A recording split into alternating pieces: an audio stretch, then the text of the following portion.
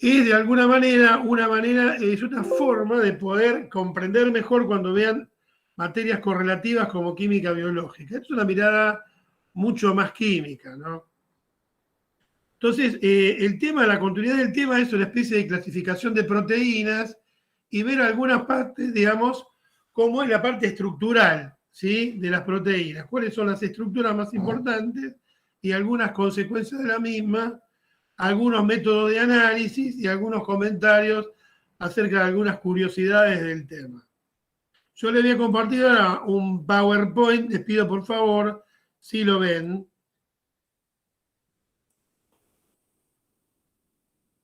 Para que vamos al principio.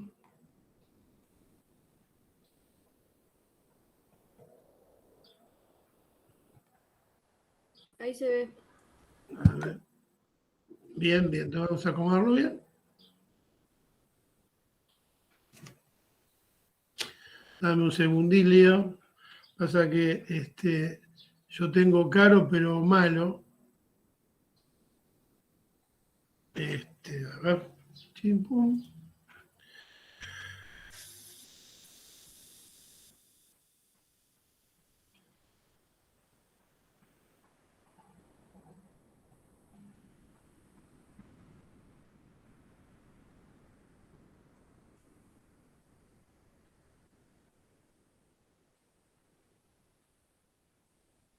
Bien.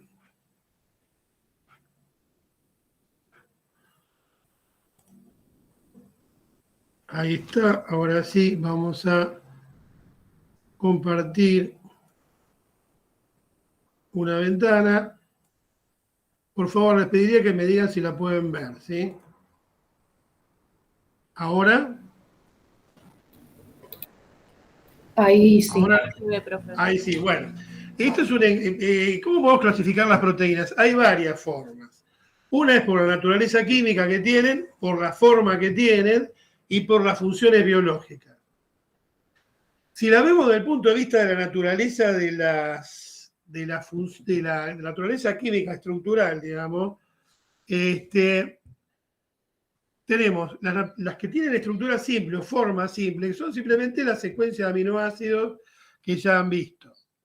Pero hay una variedad de proteínas que son proteínas conjugadas. ¿Qué quiere decir conjugadas? Que tienen grupos que no son proteicos dentro de esa proteína, que no son secuencia de aminoácidos, y que reciben en general nombre de grupos prostéticos. Esos grupos prostéticos pueden tener o no tener metales.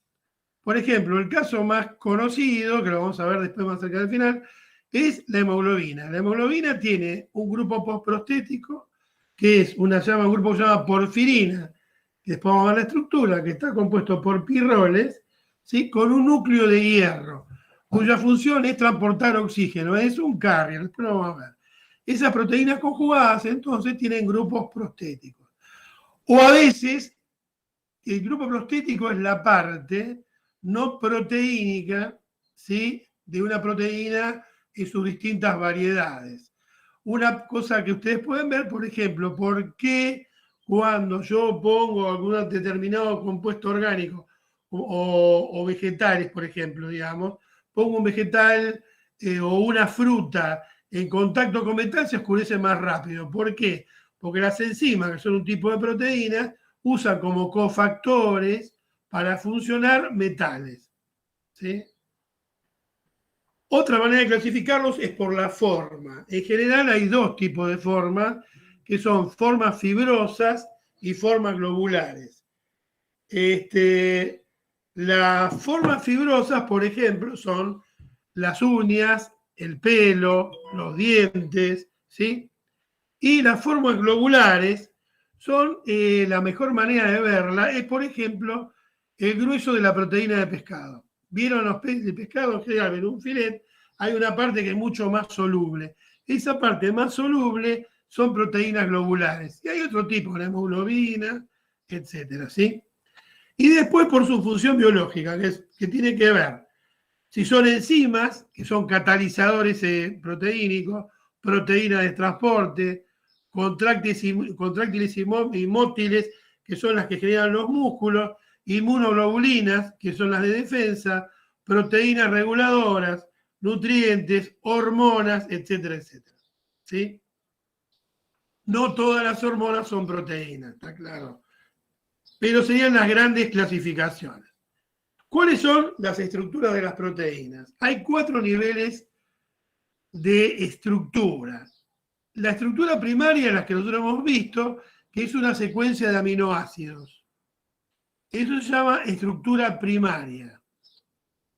Digamos, ustedes piensen en un piolín. ¿Vieron un piolín? Un piolín de esos blancos, ¿sí? Si ustedes toman una fibra de eso sería una estructura primaria. Secundaria es cuando hay un plegado de esa cadena que genera a su vez distintas estructuras. Es decir, ese piolín se superenrolla sobre sí mismo y genera una estructura que es secundaria, se llama secundaria. Esa estructura secundaria se mantiene en general por puentes, ¿sí? Por puentes de hidrógeno, por uniones de tipo dipolares o por cargas. Y después la estructura terciaria, es decir, el piolín lo retuerzo una sola hebra, pero a su vez lo vuelvo a retorcer de nuevo. Esa nueva torcedura del piolín se me hace un bollito. Ese bollito es una estructura terciaria. ¿Sí? Esas estructuras terciarias, que son un plegado posterior, generan a su vez una estructura muy tridimensional que va a determinar la función de la proteína. ¿Sí? Y después, esas estructuras terciarias superenrolladas pueden en algunos casos generar estructuras más grandes, se unen de diversas maneras y forman estructuras mucho más grandes con distintas subunidades. Por ejemplo, la hemoglobina suele tener 4 subunidades que vamos a ver que no son siempre las mismas, que depende del caso.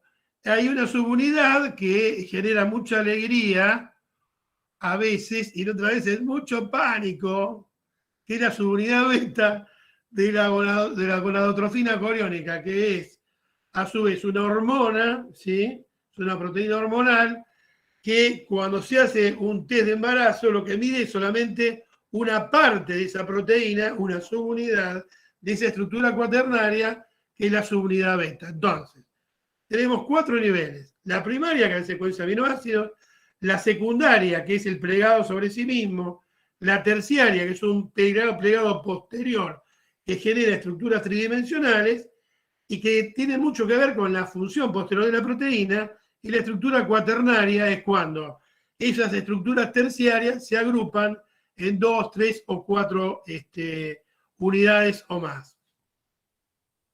Bien, si alguno lo entiende me corta y vemos. La estructura primaria está enlazada covalentemente, ya vimos, incluyendo una secuencia de aminoácidos y a veces puentes disulfuro. ¿Sí? Depende del tipo de proteína. La estructura secundaria se va a comenzar a plegar. ¿De qué manera se pliega? Primero, debido a los ángulos de unión dentro de cada aminoácido y de los aminoácidos entre sí. Esta unión generalmente se va a mantener, esta espiral, en este caso, por puentes de hidrógeno, donde talla el hidrógeno de las amidas, o sea, del nitrógeno amídico, y el oxígeno del carbonilo. ¿Sí? Las hélices, se los comento, no vamos a verlo ahora, tienen lo que se llama un paso, una secuencia, como si fuera una rosca, ¿está bien? Una secuencia de repetición también, pero eso no vamos a profundizar tanto. Pero se mantiene de acuerdo a esto.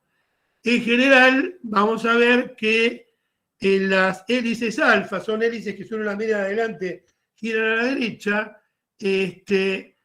ese mantenimiento de estructura es por los puentes de hidrógeno. Bien, esa estructura secundaria, ¿sí? Las estructuras terciarias que contribuyen a la forma final de esa molécula también se mantienen unidas por algún tipo de fuerza de tipo electrostático, o puente de hidrógeno o fuerza electrostática. Bien. Acá vemos una estructura y una de las características que vamos a ver es que, sacando excepciones, las uniones siempre generan estructuras trans. Hay algunos casos en particular de donde hay cisteínas, ¿sabes? Donde hay estructuras cis, pero en general el acomodamiento más cómodo es en estructuras trans. Fíjense, en el dibujo tengo el grupo R trans con el carbonilo, ¿sí? Y a su vez trans con el otro grupo R. Esto genera una estructura más estable y más cómoda en la cadena del polipéptido. Estos enlaces peptídicos son planos y siempre desde acá asumirán una forma trans.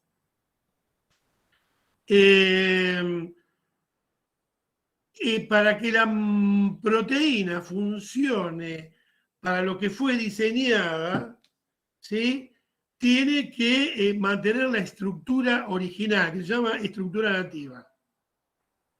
Cuando yo por algún método, vamos a ver después que puede ser químico, temperatura, radiación, salgo de esta estructura nativa, se llama que la proteína se desnaturalizó. Entonces, su función dejó de ser tal para la cual fue diseñada por el organismo en cuestión. Por ejemplo, yo tengo un alimento determinado. Yo al calentar el alimento lo desnaturalizo. ¿Está bien? En general, desnaturalizo la proteína. Entonces, desnaturalizo también las enzimas. Así que va a ocurrir. Esa comida cocinada, esa alimentación va a ser mucho más estable, porque las funciones proteicas dejaron de ser tales. Bien. Acá vemos, por ejemplo, cómo son las uniones peptídicas, que ya las conocemos, y uniones entre cadenas a través de puentes disulfuro en este caso. La estructura secundaria, en general puede haber dos tipos de estructura secundaria, lo llaman hélices alfa o estructuras plegadas, ¿sí? Las hélices alfa son destrógenas, ¿sí? Bien, y las láminas plegadas, ahora vamos a verlas mejor, se mantienen las dos en función de los puentes de hidrógeno, ¿sí? Acá dice la distancia de repetición. Después, si quieren, yo les voy a dar, hay una ecuación, que no la quiero meter acá, que tiene que ver con el paso, o sea, la distancia entre cada uno de los, en cada vuelta de rosca, de tuerca, digamos, ¿sí? La cantidad de bases que están unidas, se llaman residuos. En general van a encontrar en proteínas el término residuo. El residuo se refiere en general a cada uno de los aminoácidos que intervienen. Hay toda una manera estructural de verlo. Después, cuando se vean también lo que es ácido nucleico, vuelve a aparecer este concepto de paso. El término de paso tiene que ver con la rosca de un tornillo común. Es la distancia entre cada filetito, ¿no? En general, ¿cómo es? Depende mucho. Después, si quieren, les mando la ecuación bien, no tiene sentido. Lo importante es saber eso, que el paso se mantiene constante, ¿sí? Lo mismo que en las plegadas. La manera de tener estructurada la hélice es a través, le decía, de los puentes de hidrógeno entre el oxígeno carbolírico y el hidrógeno del nitrógeno de la amida, ¿sí? Si ustedes se fijan, fíjense para dónde están los grupos R y dónde están los grupos carbonilos. Es decir, este tipo de proteína presenta los grupos hidrofóbicos hacia afuera y los grupos hidrofílicos para adentro. No siempre es así. Bueno, acá hay un detalle un poco más interesante, más completo, de las hélices alfa. ¿Sí? Hola, ¿están ahí? ¿Están vivos? Sí, estamos. Ah. Bueno, acá tenemos un ejemplo de lámina plegada, ¿sí?, donde se ven bien claramente los puentes de hidrógeno y se ven los grupos R alternados por arriba y por debajo del plano, ¿sí? En alguna bibliografía van a encontrar que la hélice es alfa y la lámina plegada es beta. Y van a ver que los carbonos adyacentes, los carbonos que están unidos en lo que sería en los alfa aminoácidos, están por arriba y por debajo del plano. Vamos a ver que pueden ser paralelas o antiparalelas en función si van o no para el mismo lado. Fíjense, ahora lo vamos a ver después. Acá se ve mejor, ¿sí? En este dibujo. La verdad que Roxana haciendo ediciones es un genio. Vemos los grupos R por arriba y por debajo de la lámina plegada, ¿sí? Es como si fuera un cortón corrugado. Se ve distintas formas, ¿ven? Bien, acá vemos una estructura de lámina plegada paralela y antiparalela. Sí, paralela es cuando los dos carbonos terminales están del mismo lado y los nitrógenos terminales del último aminoácido están del mismo lado. Y antiparalela es al revés, cuando una cadena, ¿sí?, tiene el carbono terminal de un lado asociado, ¿sí?, con el nitrógeno terminal de la otra cadena y lo mismo del otro lado, ¿sí? Después vamos a ver al final, como una curiosidad, el síndrome de la vaca loca, ¿sí? ¿Qué es lo que hace? Hay un tipo de moléculas de proteínas muy chicas que cambian esta estructura. Se meten y cambian esta estructura. Se ve mejor en las plegadas que en las hélices alfa. Se desarma esto. Lo que hace esa proteína es desarmar esta secuencia de tal manera de que el plegamiento deja de existir. ¿Sí? ¿Alguna duda hasta acá? Hola. Yo por ahora no. Bien. Un ejemplo de proteínas plegadas que da una estructura bastante fuerte es la estructura de la seda, ¿sí? La estructura de la seda es básicamente es una proteína compuesta por glicina y alanina que va a dar una estructura plegada que es capaz de apilarse como si fueran, ¿vieron las chapas de metálica? ¿Sí? Que tienen todo como un zigzag. Bueno, vos las podés apilar, ¿sí? Y ese apilamiento es muy compacto, ¿no? Lo similar ocurre con esta pila de moléculas de proteína, digamos, coarrugada entre comillas, lo cual le da una elasticidad y una estructura sumamente fuerte. Pasa algo muy parecido con otros aminoácidos con la estructura de las telas de araña. Es decir, si uno llevara una tela de araña a una estructura, digamos, más macro, es increíble la cantidad de toneladas de peso que podría resistir. Bien.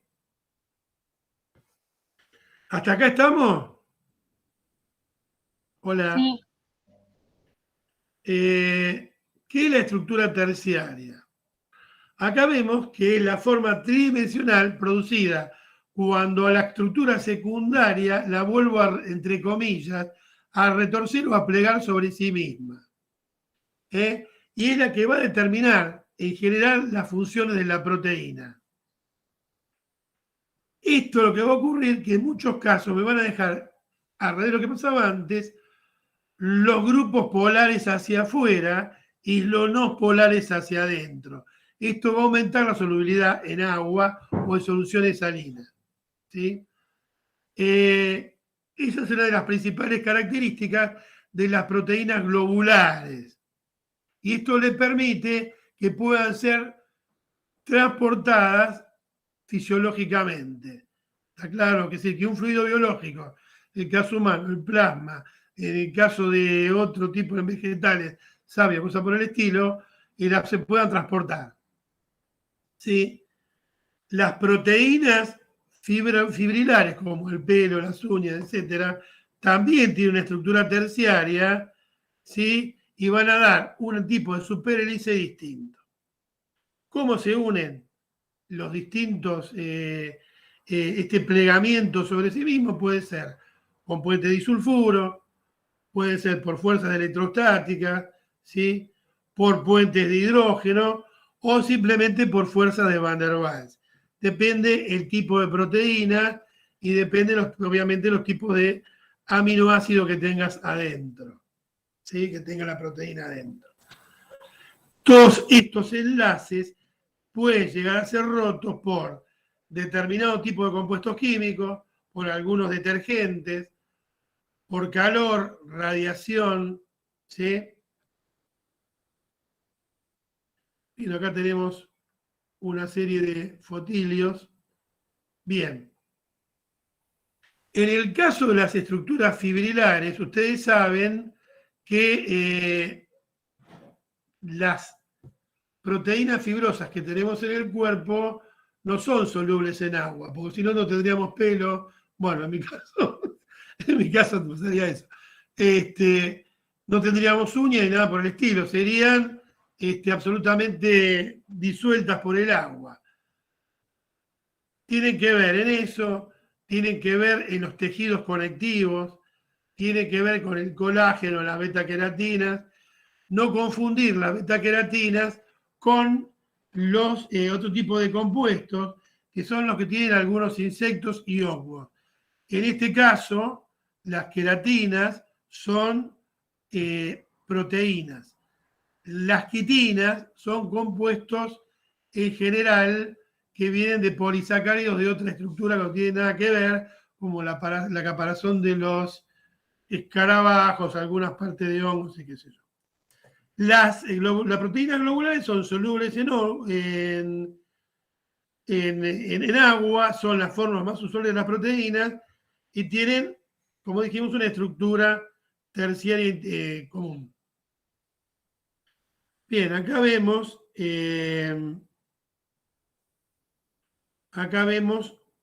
con un poco más de detalle distintos tipos de formación de estructuras terciarias, con puentes de hidrógeno, ¿sí? Puentes carbonilo hidrógeno, también lo mismo, tenemos interacciones de Van der Waals, interacciones electrostáticas, puentes disulfuro, es decir, hay muchas formas, depende del tipo de proteína, va a ser cuáles de estos puentes van a ser más abundantes. ¿Sí?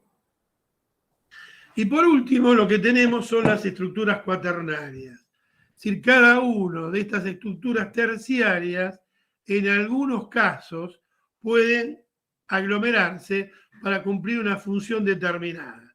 Por ejemplo, como muchos de ustedes estudian bioquímica, acá nosotros nos centramos un poquito en la estructura de la hemoglobina. La hemoglobina tiene como 4 componentes o 4 subunidades, 2 que se llaman alfa y 2 que se llaman beta, que no tienen nada que ver con el plegamiento. Son maneras de llamarla, ¿sí? Algunos casos son gamma y vamos a ver después cuáles. Acá se ven las estructuras con el grupo prostético en el centro, que es la porfirina, que está formada por los pirroles y el hierro, que funciona como transportador en el centro. ¿Se ve eso? Hola. Hola. Sí, profe. Yo creo que se murieron. Bien, acá vemos, son distintas configuraciones de las 4 cadenas de la hemoglobina. ¿Sí? Esto es en un modelo más de cinta. ¿Sí? Bien. Acá muestra la queratina, el pelo estaba en mi caso, compuesto por alfa-queratinas, ¿sí? 2 hélices o 3 hélices dan el pelo final, digamos, ¿no? Que se superenrollan a lo largo sobre sí mismas. Esto es el caso de la queratina del pelo. Bien, el colágeno, ¿sí? Que tiene mucho que ver se varían, en algunos casos lo llaman proteína de sostén, depende del libro que ustedes vean, son a su vez también hélices, pero unidos en forma como trenzadas entre sí, y son triples, ¿sí? Bien, acá vemos otra forma de verlo. tiene que ver, se llama tejido conectivo, cartílago, ¿sí? Forman una hélice siempre a la derecha, lo mismo que la otra. La primera es a la derecha, van todas a la derecha, ¿sí? Tejido conectivo, en algunos libros, repito, van a encontrar como proteína de sostén. Algunos comentarios. La vitamina T, C, ¿sí? O ácido ascórbico, tiene mucho que ver con la posibilidad de sintetizar colágeno. La ausencia de vitamina C o escorbuto suele traer consecuencias en el tejido parentemático de la piel, ¿sí? Y de proteína de sostén en los músculos. Eso genera lesiones, ¿sí? Y fragilidad de los vasos. ¿Está bien? Entonces, básicamente, entre otras cosas, además la vitamina C tiene mucho que ver con el sistema inmunológico, pero en primera instancia tiene que ver con la síntesis de 4-hidroxiprolina y 5-hidroxilicina a partir de esta vitamina. Son curiosidades. Si yo comparo la hemoglobina con la mioglobina, vamos acá tenemos la hemoglobina, las cuatro subunidades, alfa 1, alfa 2, beta 1, beta 2, ¿sí? Tiene este núcleo que se llama, este grupo prostético que se llama porfirina, y ustedes ven que tiene 4 pirroles, ¿sí? Que coordinan a un hierro más 2. Este hierro, que es un complejo de lo más interesante, es capaz de unirse a oxígeno por coordinación, puede unirse a anhídrido carbónico y depende mucho de la presión. Cuando la presión de oxígeno es mayor, el hierro coordina con oxígeno y es cuando yo aspiro oxígeno. Esto se mueve, es llevado hacia la célula, donde la célula lo que hace es descargar el oxígeno, pero va a haber una presión parcial mayor de anhídrido carbónico. Entonces, el anhídrido carbónico lo que hace es coordina con el hierro, llega al pulmón y en el pulmón se libera anhídrido carbónico cuando yo aspiro y por aspiración vuelvo a reiniciar el ciclo del oxígeno que he llevado a la célula. ¿Se entiende eso más o menos? Hola. Sí. Funciona con transportador. ¿Cuándo se complica esto? Si yo, por ejemplo, ¿sí? Una persona tiene una mala combustión de una estufa, ¿sí? Y se libera monóxido de carbono y ese monóxido lo aspira, el problema que tiene el monóxido es que forma un complejo estable con el hierro. ¿Sí? Entonces, ¿qué es lo que pasa? Cuando la hemoglobina llega a la sangre, a la célula, no puede ni dejar oxígeno ni quitar anhídrido carbónico. Es decir, la muerte de asfixia por monóxido de carbono es simplemente por bloqueo del transportador. Es como si usted en una noria de un tren que gira en redondo tiene todos los vagones llenos, no pueden dejar ni retirar nada. Lo mismo ocurre con el cianuro. Una persona que por accidente o porque se envenenó, qué sé yo, ingiere cianuro, cuando este cianuro llega al torrente sanguíneo, lo que hace es formar un complejo estable con el hierro, entonces lo que quita es la respiración de la célula. ¿Se entiende? Hola. Sí, ¿eso era porque forma un complejo estable con el hierro? ¿Habías dicho? Claro, el caso del monóxido de carbono y del cianuro forman complejos estables. En el caso del oxígeno y del dióxido de carbono, no. Van a depender de la presión parcial de donde se encuentre en ese momento la molécula de hemoglobina, que a su vez es transportada por el glóbulo rojo. ¿Sí? Por eso es muy importante en laboratorio, sobre todo en laboratorio de terapia y urgencia, es lo que se llama equilibrio ácido-base, ¿sí? Que tiene mucho que ver con el oxígeno disuelto, el hidrógeno disuelto, el hidrocarbónico y las presiones parciales en la sangre, ¿sí? A veces recibe el nombre de nomograma porque es un tipo de gráfico que se usaba antes cuando se hacía manualmente, ahora es todo automatizado. Una característica de las proteínas conjugadas, por ejemplo, en este caso de la hemoglobina, es lo que se llama cooperativismo. Por ejemplo, las 4 unidades de la hemoglobina, la velocidad de, si vos partís de la deoxihemoglobina, o sea, la que no está oxigenada, ¿sí? El primer oxígeno que va a entrar en uno de las 4 subunidades va a tener una cierta velocidad de adición, ¿sí? Pero una vez que se adicionó en el primero, en el segundo, la segunda subunidad va a ser más rápido, en la tercera más y en la cuarta más. En la práctica, ¿sí? La cuarta unidad, subunidad que se oxigena, la velocidad de adición de coordinación del oxígeno es casi 300 veces más rápida que la primera. ¿Se entiende? ¿Hola? Se murieron todos. Sí, se entiende. Bien, eso se llama cooperativismo positivo. Hay cooperativismo negativo en otros casos, que es cuando la velocidad va a descender, o directamente un cooperativismo nulo, nada. Por ejemplo, cooperativismo negativo, si a usted a alguno le interesa, es una enzima que es la gliceraldehído 3-fosfato deshidrogenasa. Esa, ¿sí? Lo que presenta es un cooperativismo negativo. Acá lo que muestra, comenta, bueno, por ejemplo, en los recién nacidos hay dos grupos alfa en la hemoglobina y 2 cadenas que se llaman gamma o fetoproteínas.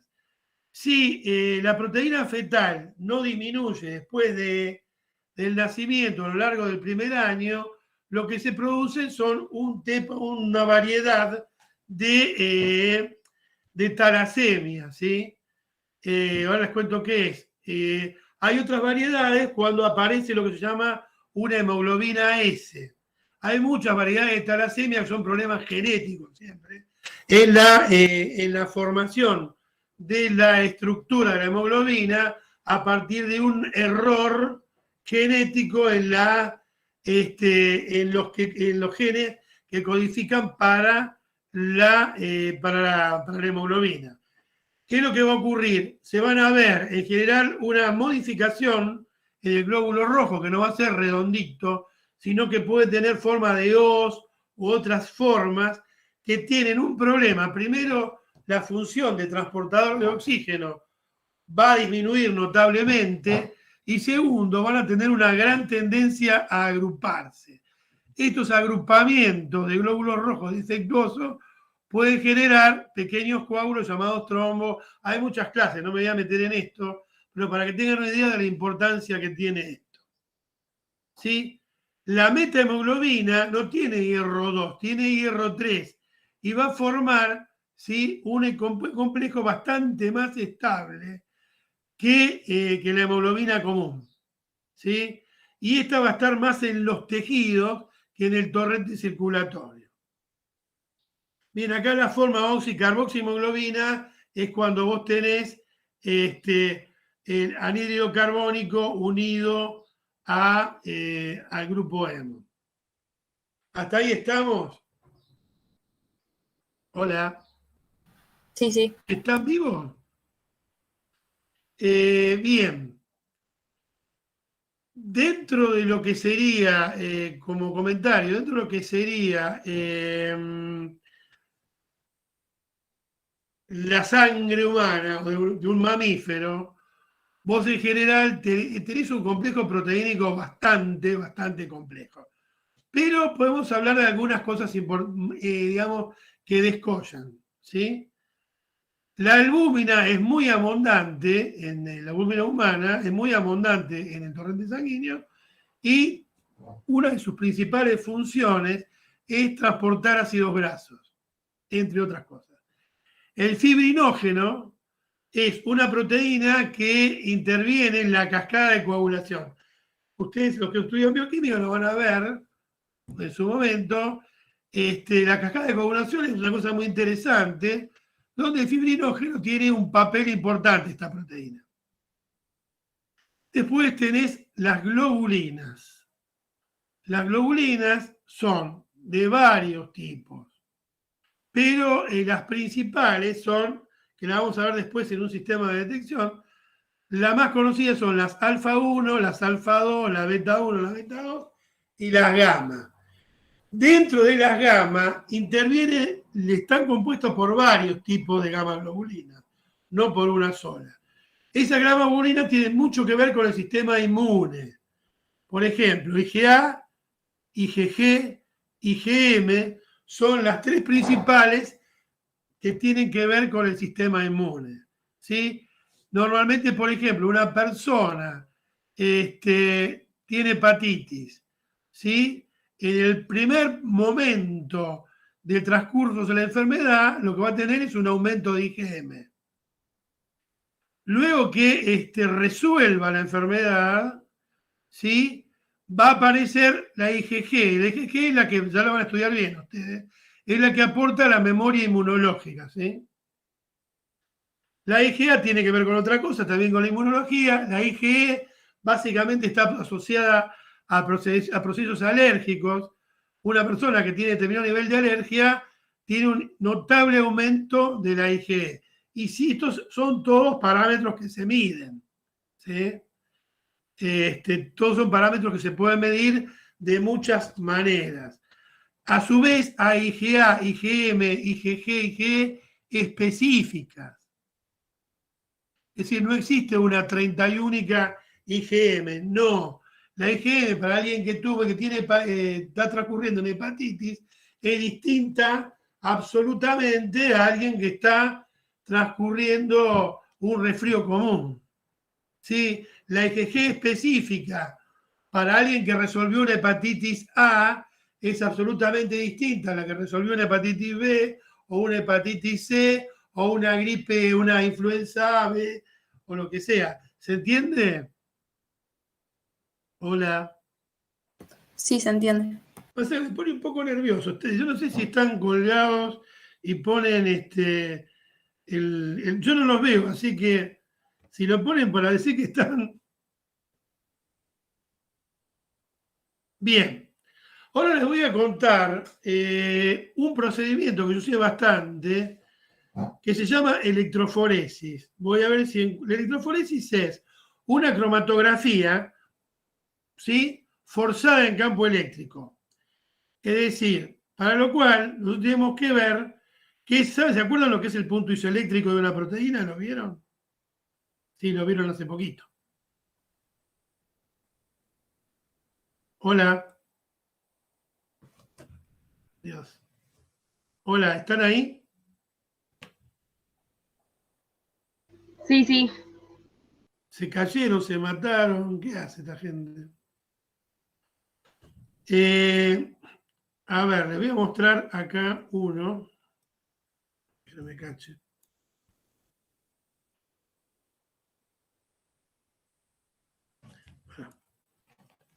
Aspetta un minutilio.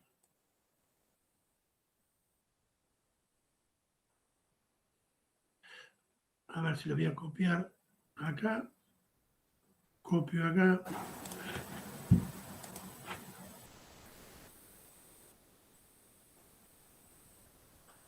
Pego.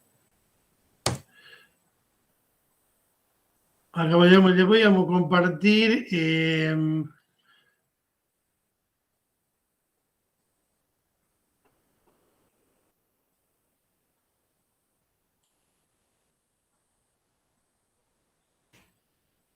Esperemos un cachito. A ver si. Acá estamos. A ver.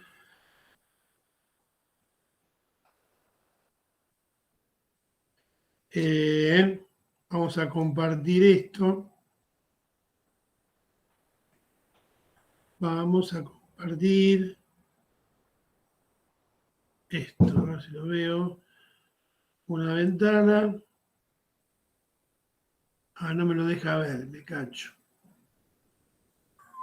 Minutito, ¿eh?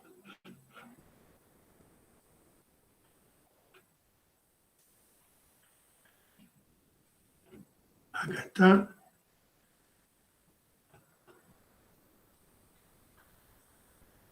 A ver si puedo. ¿Lo ven ahí? Hola. A ver.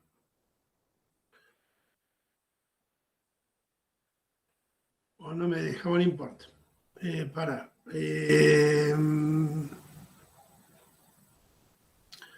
No me avivo cómo lo bajo esto, por un cachito.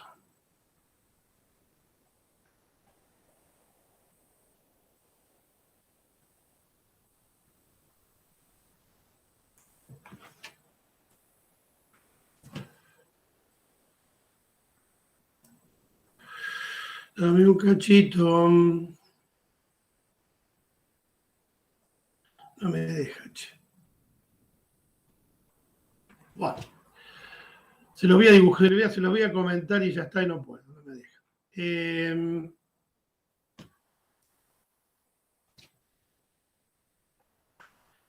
Pasa lo siguiente, lo voy a verbalizar, después le paso esos links. ¿Se acuerda de lo que es el punto isoeléctrico? Hola. Hello. ¿Están ahí? Era cuando el aminoácido no poseía carga. ¿Cuándo? Hola. Hola, ¿me escuchan? Sí, cuando el aminoácido no poseía carga neta. Era el punto. Cuando el aminoácido no poseía carga neta, exacto. ¿Eso qué ocurre? Si vos no tenés carga neta y lo ponés en un campo eléctrico, es decir, vos lo ponés sobre una superficie en un sistema líquido que te mantiene el pH de ese punto isoeléctrico que vos querés, y le pongo de un lado, ¿ven el esquema? Hola. Hola.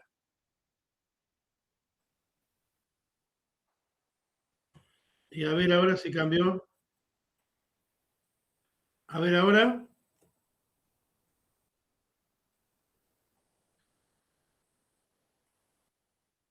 A ver ahí. Bueno, ¿ahora qué ves? Pero la pucha, digo, no te puedes hacer. Vamos a compartir de nuevo, a ver. Está medio reventado esto. A ver. Compartir una ventana.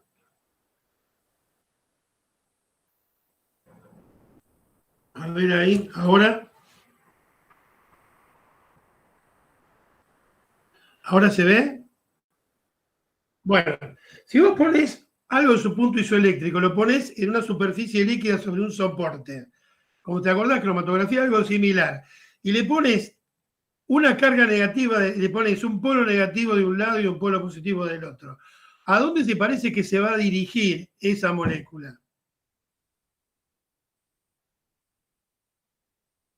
¿Eh? Hola.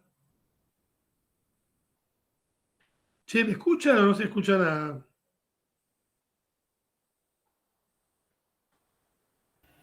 Sí, se escucha. ¿Qué les parece? Cuando vos pones algo que no tiene carga neta, lo pones entre dos polos, uno negativo y uno positivo. ¿Para dónde va a correr? Para ningún lado.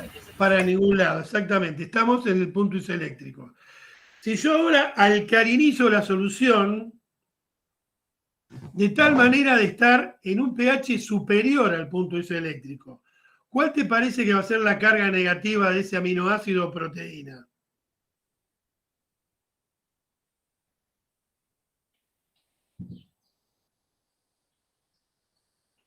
Piensen, yo agrego un medio alcalino, ¿sí? Un buffer, un sistema tamponado, ¿sí? Está en un pH superior al punto isoeléctrico. qué carga le va a quedar neta, no importa la cantidad, pero qué tipo de carga le va a quedar a esa molécula. Le va a quedar, no solo no, carga negativa.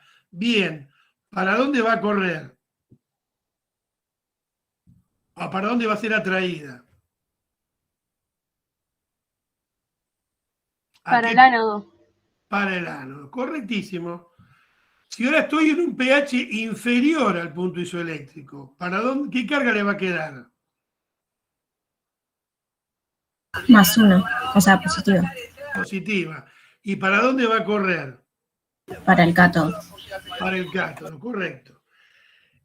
Cuando yo trabajo esto sobre un soporte, en un buffer determinado, es decir, en una solución tampón, y la someto a un campo eléctrico, ese desplazamiento se llama electroforesis. ¿Sí? Se llama electroforesis.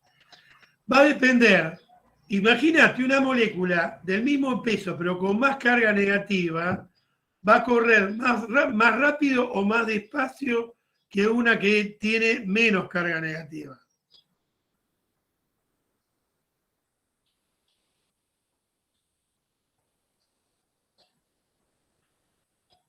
¿Hay vida ahí? Hola. ¿Más rápido sería? Más rápido, claro, ¿sí? Si ahora a igual carga, pero distinto peso, ¿cuál va a correr más rápida?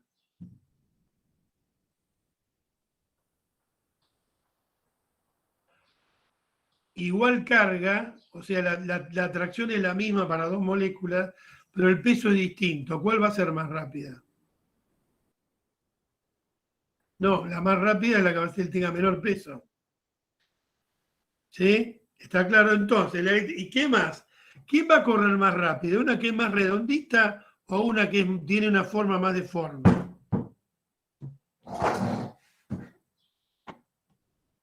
¿Qué te parece? ¿Más redonda? Más redonda. La electroforesis se hace sobre un soporte que se llama soporte, que se sumerge en un buffer, ¿sí? Se pone, normalmente las electroforesis hay de muchos tipos, ¿sí? Hasta una variante de electroforesis y la pintura de autos. Los autos se pintan por una electroforesis y se llama cataforesis, ¿sí? Donde lo que se mueve son micropartículas de pigmento.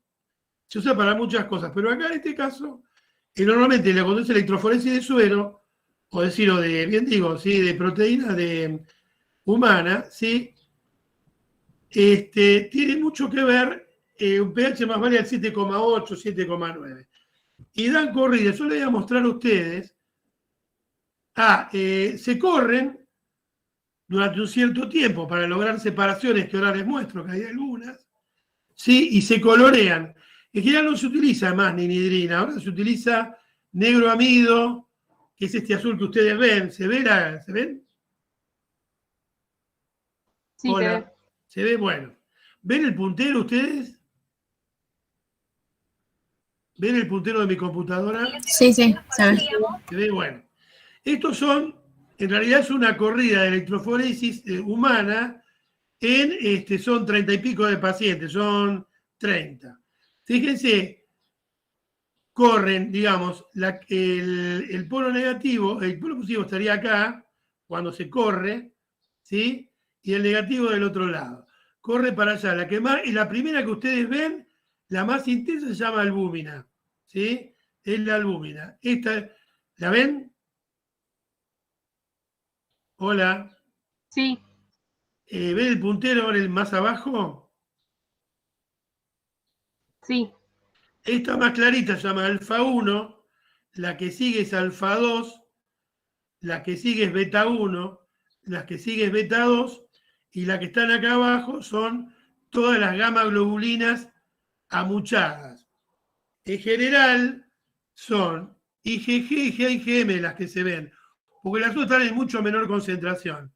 ¿Sí? La corrida electroforética, una vez teñida, se tiñe la proteína, se mete, digamos, toda la tira en el colorante, que el colorante proteína puede ser rojo punzón, negro amido, como en este caso, se llama amido Schwartz, ¿sí? Y se decolora. Se decolora toda la película del soporte menos las proteínas.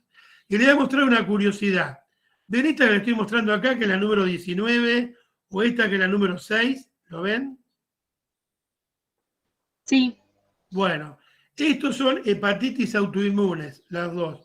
Tienen altísimo valores de inmunoglobulina respecto de los normales. En general, las proteínas totales en sangre, en suero, digamos, andan, el suero sería la parte que no tiene glóbulos rojos de la sangre, se llama plasma. Cuando yo le saco el fibrinógeno, se llama suero. ¿Bien? Se corre sobre nuevo suero para que no moleste el fibrinógeno. ¿Sí? Acá vemos dos hipergamas bastante importantes. ¿Las ven? Hola. Hola. Sí se ven. Bien. Donde pongo el puntero acá, ¿lo ven este puntero? ¿Ven donde está marcando? ¿Ven que es mucho más intensa y no es desparramada? ¿La ven? Bueno, eso quiere decir que es una persona que tiene un cáncer que se llama, ¿qué es lo que pasa? Se llama monoclonal, porque yo acá tengo, ¿sí?, las tres mezcladas, IgM, IgA e IgG. La más lenteja es la IgG. En este caso no tengo ninguna, no tengo esta separación, o digamos, esta mancha. ¿Por qué? Porque tengo solamente una inmunoglobulina. Cuando tengo solamente una inmunoglobulina, ¿sí?, estoy ante un problema de inmunoglobulinas monoclonales. Hay una sola.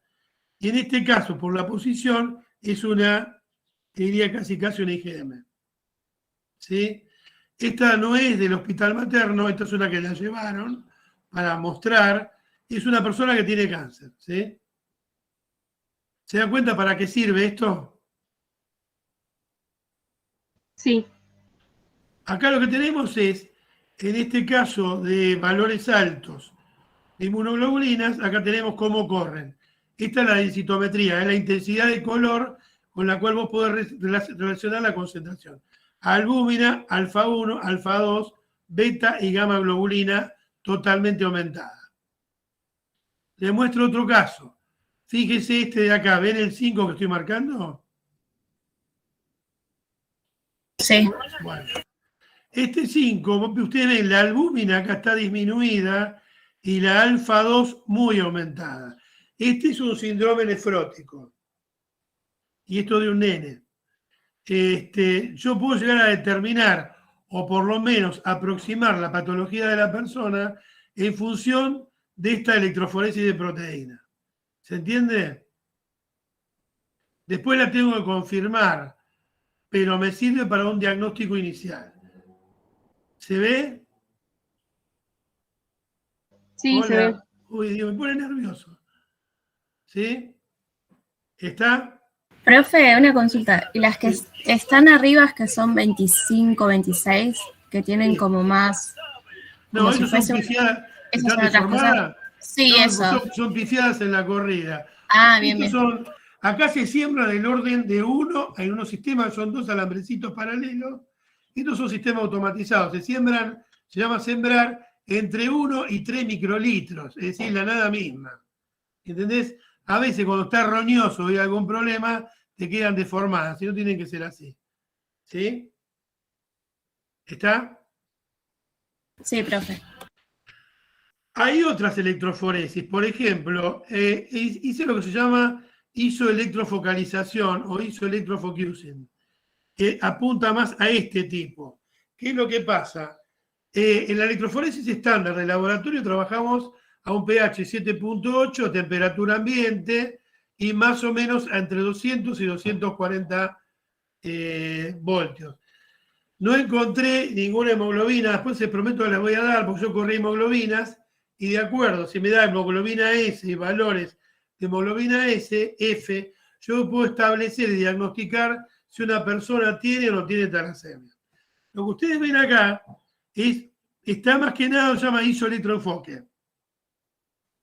En el electroenfoque lo que se hace es cambiar el buffer, se va cambiando el buffer y se van separando cada una de las fracciones, porque no hay una sola alfa 1, no hay una sola alfa 2, no hay una sola gamma, les decía, no hay una sola beta. Si yo voy cambiando los buffers sobre las corridas, yo voy logrando separaciones mucho mayores. Esto se logra por lo que se llama isoelectroenfoque, ¿sí? Y se hace en el orden de un voltaje de los 1100, 1200 voltios en cubas, que después me comprometo a mandárselo y publicárselo en el coso se llama en el campus, ¿sí? Con cubas refrigeradas. Otro tipo de electroforesis que no figura acá es lo que se llama, están en los videos, son las SDS. Las SDS son electroforesis donde se trata la muestra con detergente, se desnaturaliza las proteínas, SS porque decía el sulfato de sodio, que es el detergente común, más otras cosas, se desnaturalizan las proteínas y se pueden obtener lo que se llama Western blot, que es una manera, Southern blot y Northern blot, que son separación de proteínas por peso molecular. ¿Sí? Eso se utiliza mucho para secuenciar proteínas. Yo tengo una proteína, la desnaturalizo, la estiro, la voy cortando, ¿sí? Y voy midiendo las velocidades de corrida, y con eso puedo establecer pesos moleculares. ¿Por qué? Porque el soporte en el cual estoy corriendo, además de sostenerlo, como si fuera una cromatografía, funciona como tamiz molecular, donde yo, de acuerdo al grado de polimerización que le otorgue acá se ve mejor, a este soporte, ¿sí? Voy a poder separar por tamaño y por peso. ¿Sí? Les cuento, cada uno de estas cosas es un mundo. ¿Hasta acá estamos? Sí. Hola. ¿Los demás están vivos? ¿Qué les pasa? Tengo la extraña sensación de que hay un montón que se pone para que uno lo vea, pero está haciendo cualquier otra cosa. Bien. ¿Qué más? Algunas características. Hola. Yo la verdad que me hincho un poco esto de que no. ¿Quiénes están conectados? A ver. Teóricamente, Maitena, ¿vos estás? Ah, no, porque no sabe, no contesta, yo sé que están vivas. Bien, alguna abuelo, no ni siquiera de pájaro, abuelo de satélite, las enzimas son catalizadores biológicos. ¿Qué es un catalizador? ¿Se acuerdan? Modificaba el mecanismo de reacción y aceleraba la reacción. ¿Por qué? A ver si te acordás. Porque proponía otra ruta que requería menor energía de activación. Muy bien, exactamente. Un catalizador lo que hace es bajarte la energía de activación. Te voy a dar un ejemplo. Vos comés azúcar, ¿sí? El cuerpo, el organismo, el combustible básico es el azúcar, ¿sí? ¿Qué le hace el organismo al azúcar? La transforma en ¿qué? En anhídrido carbónico y agua, ¿sí? Cuando Roxy les explica después carbohidratos, vamos a verlo un poco mejor. Vos cuando comemos azúcar, independientemente de que la almacenamos, se pone gordo como yo, dejamos ahí, ¿sí? Vos la transformás en anhídrido carbónico y agua. ¿A qué temperatura? Hola. A la temperatura del cuerpo humano, 36.5, más o menos. ¿Está bien? ¿Sí? ¿Sí están? Sí, estamos. Bien. Si vos querés hacer lo mismo con una cucharada de azúcar y la querés quemar arriba del mechero de la cocina, necesitas mucho más temperatura. Independientemente de que se te forman gomas, resina, se policondensa, necesitas más temperatura. ¿Por qué? Porque la energía de activación es mucho más alta. El delta H de reacción es el mismo, el delta H no cambia. entre la glucosa, ponele, y anhídrido carbónico agua. El delta H es independiente de la ruta y de la energía de activación. Lo que cambia cuando vos la ingerís es que las enzimas lo que hacen es bajarte esa energía de activación. Las enzimas suelen tener lo que se llama algunas partículas, lo que se llaman cofactores, que pueden ser metales u otras cosas, o grupos prostéticos. Acá está dibujado, ¿sí? Para que la enzima funcione, necesita ese cofactor. Muchas veces son metales. Yo les daba el ejemplo de por qué se oscurece la fruta, a veces por el oxígeno del aire, y cuando ¿por qué? Por ejemplo, cuando vos haces una ensalada de fruta y le ponés limón, no se pone negra tan rápido. ¿Por qué? Porque le cambiás el pH e inactivás unas cuantas cosas. Y segundo, porque secuestrás cualquier metal que anda dando vuelta, porque el ácido cítrico y la vitamina C suelen funcionar como quelantes, secuestrantes de metales. ¿Está bien? Las enzimas tienen, lo llama un sitio activo, que es donde se conectan con la molécula para puentear y lograr que la reacción interesante se produzca y después se despega. ¿Sí? ¿Se entiende? Insisto, estos abuelos de satélite, todos estos temas, ustedes lo van a ver mejor en las materias que tengan más adelante. Pero todo eso tiene una razón molecular. Nunca hay que olvidarse de eso. Desnaturalización de proteínas se puede hacer por temperatura, ¿sí? Por ejemplo, yo cocino, ¿sí? Cuando cocino, desnaturalizo la proteína y deja tener su función.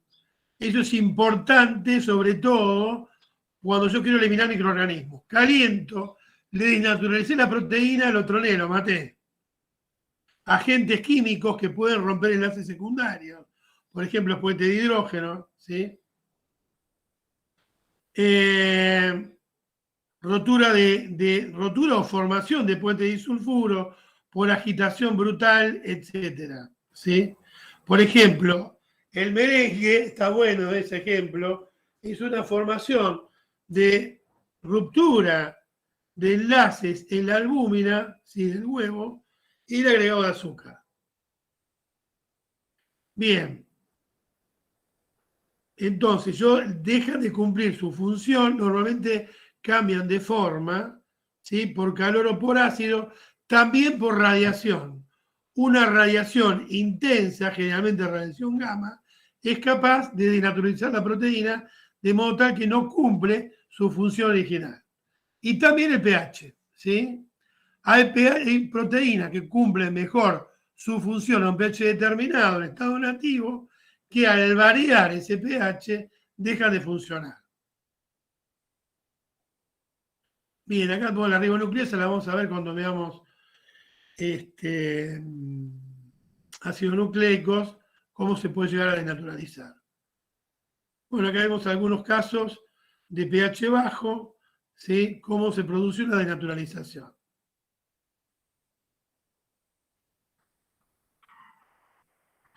Bien, y después el último puntito que les comento es una curiosidad que se empezó a estudiar más o menos en el año 1980, que se llama la encefalopatía espongiforme bovina, o enfermedad de las vacas locas.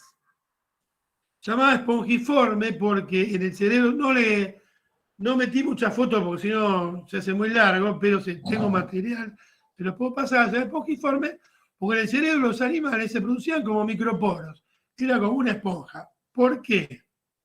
Es una enfermedad fatal que se puede contagiar en algunos casos al ser humano. No se sabe cómo se reproduce muy bien, porque son periodos largos, no existen vacunas para esa enfermedad y se caracteriza por la presencia de una proteína que se llama prión. ¿Sí? El prión viene de la palabra proteína infecciosa no detectable, ¿sí? Que lo que hace es, acá lo dice, es una degeneración esponjosa del cerebro, que produce síntomas que te terminan matando. Yo estaba hablando con una persona que tenía campo y me cuenta que las vacas empiezan antes de morirse a caminar en redondo, horas y horas y horas. ¿Por qué? Porque neurológicamente están hechas perchas. ¿Cómo funciona? El prion es una proteína, ¿sí? Es una partícula. Proteináceos, infección, pero es partícula proteínica infecciosa. Es el responsable de esta enfermedad degenerativa. No se sabe muy bien cómo funciona todavía. Es una proteína que se codifica aparentemente por un general. Uno es normal, que es el PRF, y otro es el anormal, que es el PRPCS. ¿Qué es lo que hace? Este prion se introduce, ¿sí?, en las proteínas comunes y lo que hacen es cambiar la conformación. ¿Sí? Las enfermedades por prion, esa que me explica, son todas producidas por una forma alterada de la proteína celular. ¿Sí? De modo que ya no cumple su función ni siquiera la forma estructural. ¿Sí? Lo que da, bueno, para la curiosidad, es la corteza cerebral, tiene una forma después más de esponja. Son muy chicas, no son detectables, y lo que hace es directamente es evitar que las proteínas que se forman tengan la estructura que le permita cumplir con su función fisiológica. No se sabe muy bien en qué consiste, pero bueno, se sabe cómo actúa. ¿Alguna dudilla?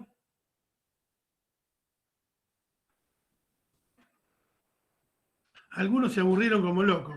A ver. Larisa, ¿estás? Emilia, Maitena, Brenda. ¿Por qué no ponen los micrófonos? Sí, estamos. ¿Alguna duda, algún comentario, algo que quieran preguntar, saber? Curiosidades varias.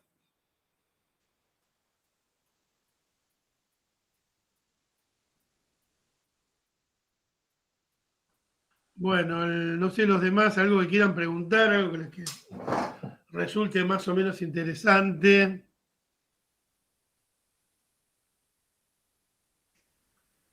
¿Están vivos, loco, o se murieron todos?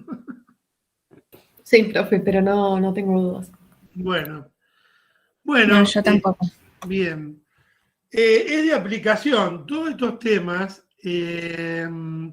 ustedes después, seguramente, química biológica y otras que tengan después, los van a poder ver con mucho mayor detalle.